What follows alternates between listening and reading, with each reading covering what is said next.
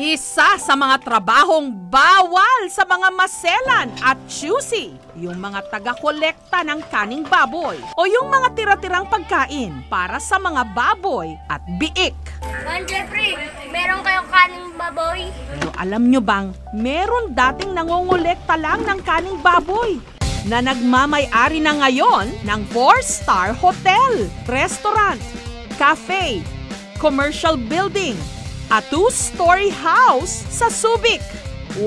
Hindi nga siya kasing Edmar.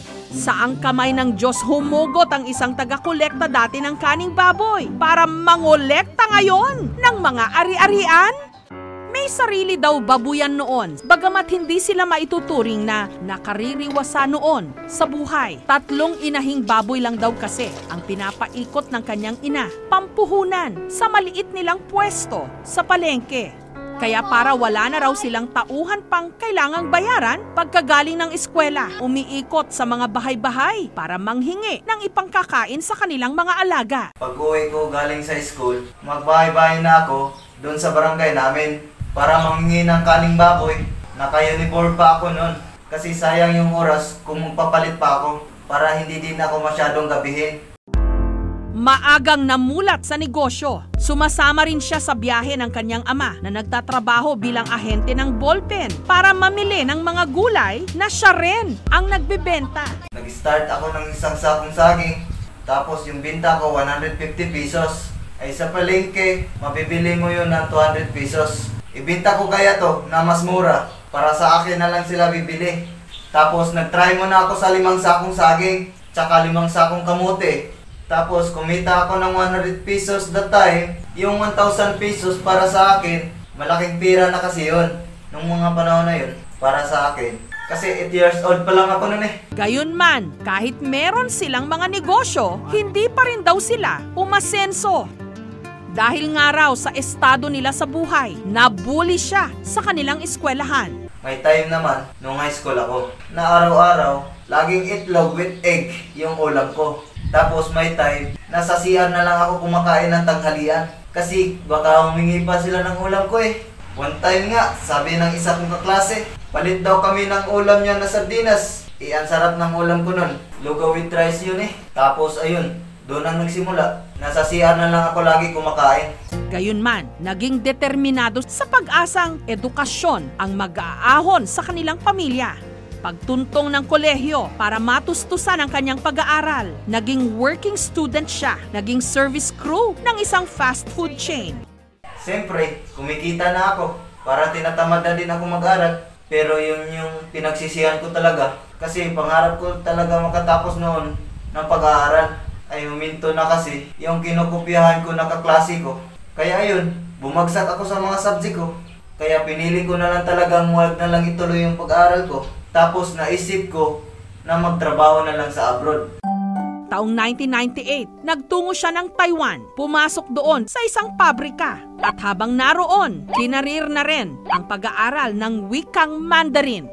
Nagtrabaho bilang front desk officer ng isang hotel sa Olongapo. Sumideline din sa pagpo-foot massage. Hanggang alukin daw siya na maging tagalinis ng bahay bakasyonan na pinauupahan sa mga Koreano noon. Kada bahay na nalilinis niya, binabayaran siya ng 350 pesos.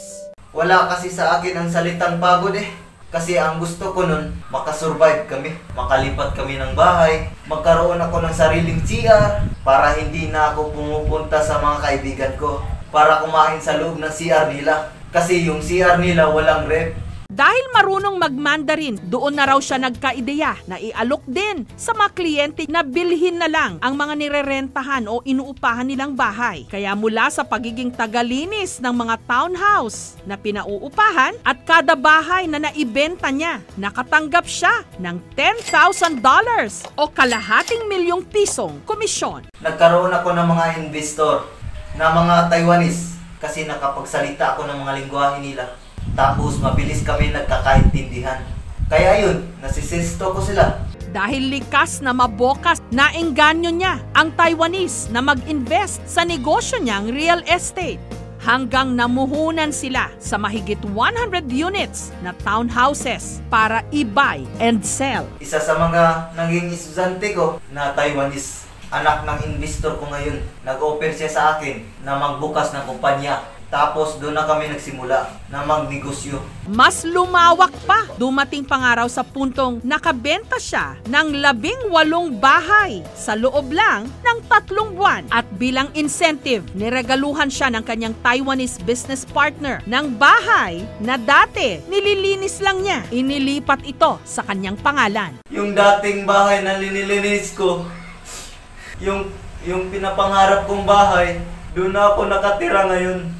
Samantala, ang kanyang mga kinita sa negosyo, ipinambili niya ng commercial building at ipinantayo rin ng restaurant. Masasabi ko talaga, parang natupad na talaga ang mga pangarap ko. Yung pangarap ko lang noon, ngayon totoo na. Sa ngayon, kasalukuyan siyang kumukuha ng Masters in Entrepreneurship. Yung road to success talagang mahirap. Isipin lang natin lagi na bawat hirap may katumbas na ginhawa. Giginhawa din tayo. Basta magtrabaho lang tayo ng ayos. Huwag tayo na mawawala ng pag-asa sa buhay. Kasi andyan lang siya para gagabayan tayo. Basta mag-pray ka lang. Pagising mo ng umaga, may sagot na siya. Wait lang, may tumatawag. Hello? Hello? Kailan magbabayad sa utang mo? Boss, wait lang. May interview kasi ako ngayon eh. Aba, yan sinasabi ko sa'yo eh. Aba, malaki lang utang mo sa astal pa. Bayad ka na. Oo boss, may bahit lupa pa naman ako dito eh. Pwede pa to isanla. O sige, basta ha. Magbayad ka na. Asahan ko yan. Makakabaya din ako sa'yo boss. Kung yung manok nga, buhay tinataya. Ako pa, nanonood lang. Sir, baka may alam ka ng bibili ng bahay at lupa. Wala na kasing pampuhunan sa talpak eh. Wala sir eh. Mag-post ka na lang sa buy and sell na group sa FB. Baka meron dun. Sayang sir, mukhang swerte pa naman ako ngayon eh. Si Edmar ang isa pang patunay na ang kahirapan hindi sentensya sa buhay. Pwede itong malagpasan at mapagtagumpayan.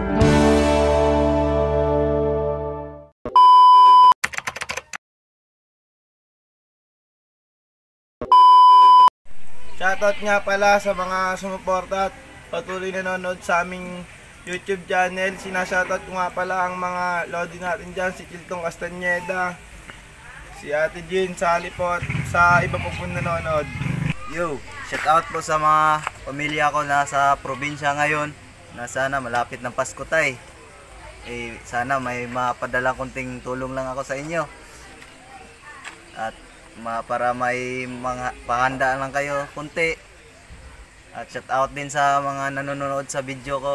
At sana i-share nyo at subscribe. Uy guys! Shout out kayo! Sus mga mananaya sa loto ha! Tumaya na kayo sa akin, magiging milyonary na kayo! Boom! Yo, munti ko na makalimutan. Shoutout nga pala kay alias Dagem. Alam niyo na kung sino yun, tsaka Kuya RR. Mag-ingat nyo sa barko, keep safe. Malapit na nga po pala ang ating anniversary. Ito po ang ating t-shirt. Yun lang po. At huwag nyo kakalimutan mag-like at mag-subscribe sa YouTube channel. At mag-ipon na po kayo nito. Oh, ano yun?